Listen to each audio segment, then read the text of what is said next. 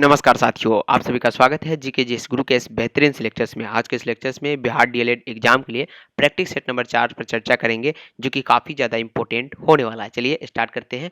One liner questions होने वाला है, टाइम कम लगेगा, ज़्यादा से ज़्यादा क्वेश्चन सॉल्व करने का आप लोग प्रयास कीजिएगा। तो आयोडीन का सर्वोत्तम स्रोत आपको बताना है। जैसा कि आयोडीन जो नमक आप खाते हैं, नमक, तो ये शुद्ध रूप में जो है प्यारे बच्चों कहाँ से निकाले जाते हैं? शैवाल से, जो कि समुद्री शैवाल होते हैं। यहाँ से आयोडीन यानी नमक जो होता है शुद्ध रूप में निकाला जाता है, फिर उसका विभिन्न प्रकार के केमिकल से उसको बनाया जाता है। तो उम्मीद है ये समझ में आ गया होगा। आयोडीन का जो सर्वोत्तम स्रोत होता है वो क्या होता है? शैवाल होता है।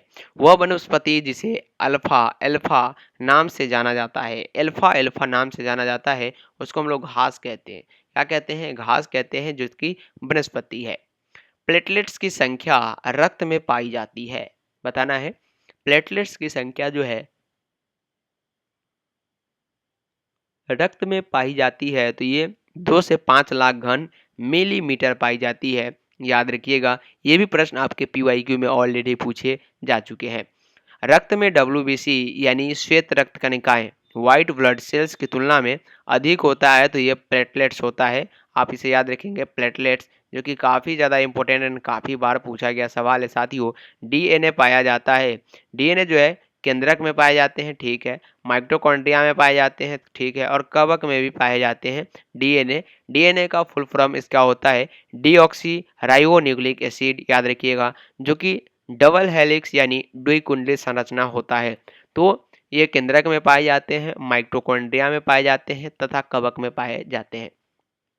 शिशु का पैतृत्व ज्ञात करने के लिए तकनीकी प्रयोग की जाती है।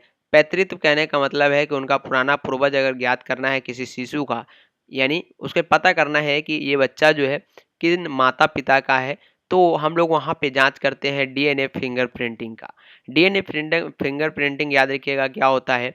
उसके डीएनए यानी बच्चा का डीएनए और साथ ही साथ उनके माता पिता गार्जियंस का डीएनए आपस में मैच कराए जाते हैं और ये पता चल जाता है। अगर बात करें डीएनए का, तो 99.99% डीएनए सेम होता भिन्न होता है, और याद रखिएगा 0.01% ही सेम होता है, ऐसा पाया गया है। तो याद रखिएगा, डीएनए फिंगरप्रिंटिंग का यूज जो है हम लोग पैतृत्व ज्ञात करने के लिए करते हैं, जो कि बिल्कुल करेक्ट है। और साथ ही साथ इसका अनेकों प्रकार के रेप केस जैसे विभिन्न प्रकार के पुलिस केस में भी यूज किए जाते हैं। डीएनए में उपलब्ध वो यौगिक जो अमीनो अम्ल नहीं बनाता है, उसको हम लोग टायरोसिन्स कहते हैं। टायरोसिन्स वो यौगिक है डीएनए में डीऑक्सीराइबो न्यूक्लिक एसिड में, जो कि उपलब्ध तो है लेकिन अमीनो अम्ल का निर्माण नहीं करता। डीएनए संवाहक होता है। डीएनए एक एक जगह से दूसरे जगह पर क्या करता है? तो ये आनुवांशिक लक्षणों का क्या करता है? ट्रांसफर करने का कार्य करता है। याद रखिएगा, जितने भी आनुवांशिक लक्षण होते हैं जो माता पिता से बच्चों में जाते हैं, वो सभी डीएनए के माध्यम से ही जाता है। किन कवकों का काला फफूंद कहते हैं? तो राइजोपस। राइजोपस आर से याद रखिएगा, रेड भी होता है, लेकिन यहाँ पे उल्टा कर देना है, रेड को ब्लैक कर देना है।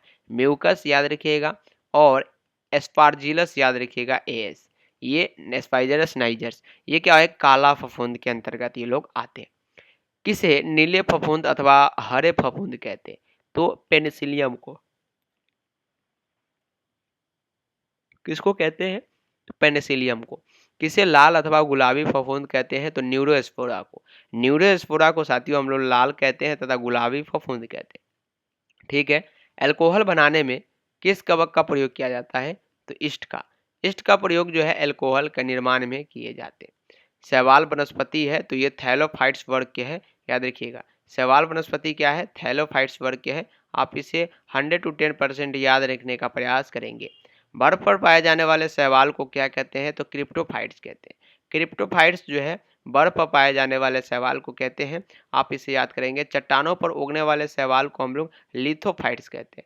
लिथोफाइट्स जो है साथियों चट्टानों पर उगने वाले शैवाल को कहते हैं। आप इसे याद करेंगे कि इस शैवाल को समुद्री सलाद यानी सी लिटिस कहते हैं। तो ये अल्वा को याद रखिएगा।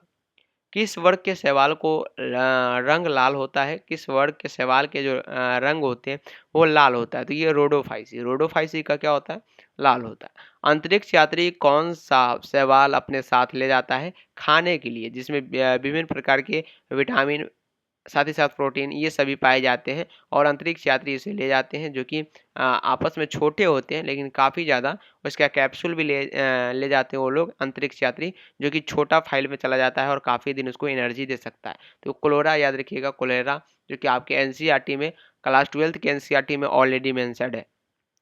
नाइट्रोजन स्थिरीकरण किस वर्ग के शैवालों द्वारा तैयार किया जाता है? तो ये मिक्सोफाइसी वर्ग के शैवालों के द्वारा जो है नाइट्रोजन स्थिरीकरण किया जाता है।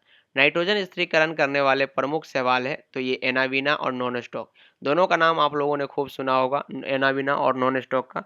ये दोनों क्या करते हैं? नाइट्रोजन स्थिरीकरण करने में प्रमुख योगदान निभाते हैं। हरी शैवाल में संचित होता है तो मंड होता है, जो कि कार्बोहाइड्रेट होता है, याद रखिएगा। किस वर्ग के शैवालों को हरा शैवाल कहते हैं? तो क्लोरोफाइसी। क्लोरोफाइसी में क्या होता है? क्लोरीन होता है और ये हरा शैवाल के नाम से जाने जाते हैं। नीली हरी शैवाल में प्रकाश संश्लेषण का उत्पाद क्या है? तो ग्लाइकोजन है। आप इसे याद रखेंगे कि सर नीली हरी शैवाल जो होते हैं उसमें प्रकाश संश्लेषण का जो उत्पाद होता है वो ग्लाइकोजन होता है। पशुओं के चारों के रूप में किसका प्रयोग किया जाता है? तो ये ट्रेडियम का यूज जो है पशुओं के चारे के रूप में किए जाते हैं। बिल्कुल याद रखेंगे, वॉल लाइनर क्वेश्चंस में यही तो वेस्ट है कि आपका टाइम वेस्ट बहुत ही कम, क्वेश्चंस ज़्यादा से ज़्यादा प्रैक्टिस कर पाएंगे, जो कि आपके एग्जाम में काफ़ी हेल्पफुल होगा। वो टेरिडोफाइट पौधा जिसे सोना निकाला जाता है। अब जो सोना निकाले जाते हैं ना उसको हम लोग कहते हैं इक्विसेटम। इक्विसेटम इसको हम लोग बोलते हैं। स्टार मार्क क्वेश्चन है, ऑलरेडी आपके पीवाईक्यू में पूछे जा चुके हैं। नेक्स्ट क्वेश्चन क्या है कि कवक और शैवाल का संबंध क्या होता है? सर कवक और शैवाल का जो संबंध होता है आपस में क्या होते हैं? तो परस्पर सहजीवी होते हैं। परस्पर सहजीवी जैसा होता है, आप इसे याद रखेंगे। नेक्स्ट क्वेश्चन है कि कवक शैवाल को देता है। तो कवक जो है शैवाल को जल देता है, खनिज और विटामिन देता है। लाइकेंस के 3 प्रकार बताना है। तो क्रेस्टोस, फेलियोज और फ्रूटियोज। पेड़ों की छाल पर उगने वाले लाइकेंस को क्या कहते हैं? तो ये कॉन्टिकोलस कहते हैं। आप इसे जरूर याद रखेंगे। काली चट्टान पर उगने वाली लाइकेंस को क्या कहते हैं? तो इसको भी हम लोग सेक्सिकोलस बोलते हैं। जापान में किस लाइकेन का प्रयोग सब्जी के रूप में किया जाता है? तो एंडोकार्पन का यूज जो है हम लोग सब्जी के रूप में करते हैं। विभिन्न प्रकार के यहाँ पे क्या होते हैं? शैवाल होते हैं जो कि जहरीले होते हैं, उसका यूज हम लोग नहीं करते हैं। मिर्गी की औषधि किस लाइकेन से प्राप्त की जाती है? तो पल्मेरिया सेक्सिटियस से मिर्गी जिनको आता है उसकी औषधि तैयार की जाती है। ताप में वृद्धि से प्रत्यास्थ माप के मान क्या होता है? घटता है। नेक्स्ट क्वेश्चन से साथियों की थर्मोकपल थर्मामीटर किस सिद्धांत पर कार्य करता है? सीवेक प्रभाव पर कार्य करता है। ठीक है, वायु का विशिष्ट ताप बढ़ने के साथ जो होता है दाब बढ़ता है। बर्फ का आयतन जल के आयतन से अधिक होता है, याद रखिएगा।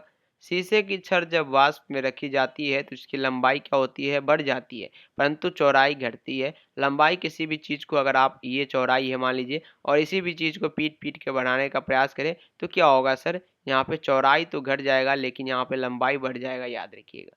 बर्फ जल में तैरती है क्योंकि जल से हल्की होती है। श्वेत प्रकाश को अपनी अवयवी रंगों में विभक्त होने की क्रिया को हम लोग वर्ण विक्षेपण कहते हैं। किसी अपारदर्शी वस्तु पर रंग उस रंग के कारण होता है जिसे परावर्तित करता है। आंखें कार्य करता है उत्तल लेंस की भांति। लेंस किरणों द्वारा किसी वस्तु पर त्रिविमीय चित्र प्राप्त करने की तकनीक को होलोग्राफी कहते हैं। ठीक है, आंख के धूप के चश्मे का निर्माण रमन प्रभाव के सिद्धांत पर है। और ये सेकंड लास्ट क्वेश्चन है कि किसी व्यक्ति का पूरा प्रतिबिंब देखने के लिए एक समतल दर्पण की न्यूनतम ऊंचाई वस्तु की यानी व्यक्ति की ऊंचाई की आधी होनी चाहिए। और सोनार अधिकांश प्रयोग में लाया जाता है नौ संचालक के द्वारा। जो नाविक होते हैं उसके यूज में सोनार का यूज ज़्यादा किया जाता है। तो उम्मीद है ये सभी ऑनलाइन क्वेश्चंस आपके डीएलएड एग्जाम के लिए काफ़ी ज़्यादा इंपॉर्टेंट होगा और इसी प्रकार के प्रश्न ऑलरेडी आपसे पूछे गए हैं। तो अपना अपना फीडबैक कमेंट बॉक्स में देने का प्रयास करेंगे। आज के इस लेक्चर्स में यहीं तक समाप्त करते हैं आज के इस लेक्चर्स को। मिलते हैं फिर से नेक्स्ट लेक्चर्स में, तब तक के लिए बाय बाय।